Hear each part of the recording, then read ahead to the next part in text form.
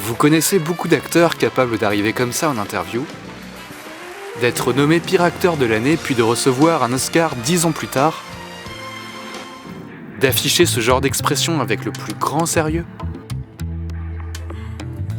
Acteur talentueux, génie de l'expressionnisme, comédien ringard de nanar, même d'internet. Il est tout ça à la fois.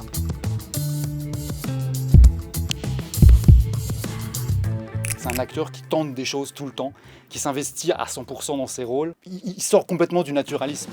Nicolas Coppola naît en 1964 en Californie. Son père, Auguste, est le frère aîné du réalisateur Francis Ford Coppola.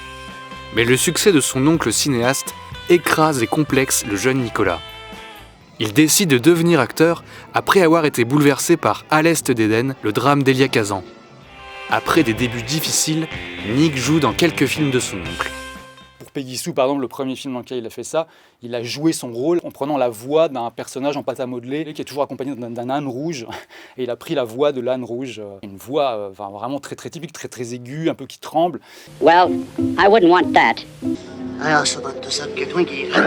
Et c'est vrai que les premières répétitions du film, il jouait avec Kathleen Turner, notamment, qui est quand même une grande actrice. Elle lui a dit non mais va falloir te calmer tout de suite, on est en train de faire un film là, pas de faire n'importe quoi. Sur Cotton Club, il suit la méthode et reste dans son personnage même hors du plateau.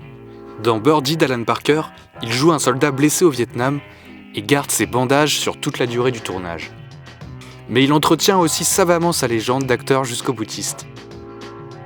Il y a un moment durant le tournage où il allait se faire enlever deux dents, mais enfin, il s'est fait arracher deux dents comme tout le monde, sous anesthésie, etc. Et par la magie du téléphone arabe et des rédactions qui se racontent l'info, etc., les gens ont dit non, il allait se faire enlever deux dents sans anesthésie pour ressentir la douleur de son personnage. Acteur peu orthodoxe, il compose ses rôles dans des mélanges d'influences étonnants. Enfin, sur Cellulola, effectivement, il y a un côté où il va s'inspirer de plein de petites choses pour créer un truc composite à la fin.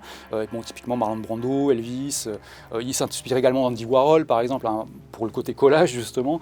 Dans Peggy Sue, il s'inspirait du tableau de Munch, Le Cri, de l'album Transformer de Lou Reed, dont il a un peu copié la scansion de certaines paroles.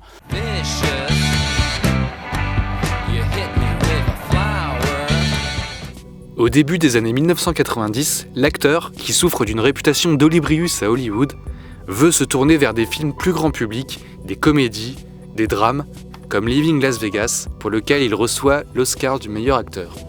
Why am I drunk? Is that really what you want to ask me? Il joue aussi dans des films d'action détonnants et poussifs. Mais le tournant des années 2000 est compliqué. L'acteur loufoque, qui a un peu moins la cote, est relégué à des films de série B.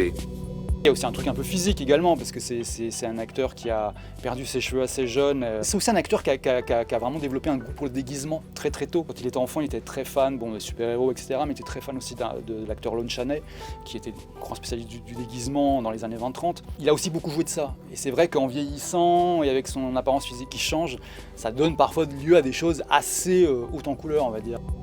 C'est sur Internet que l'acteur connaît une deuxième vie avec un culte ironique qui lui est voué.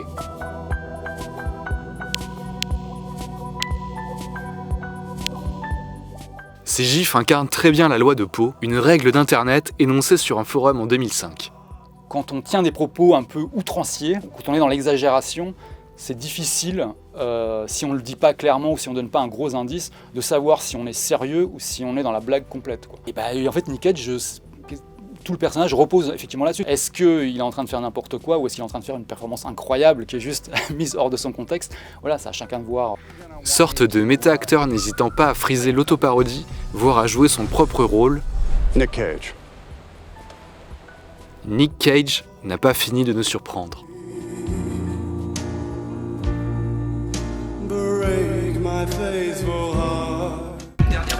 Ça sent bon.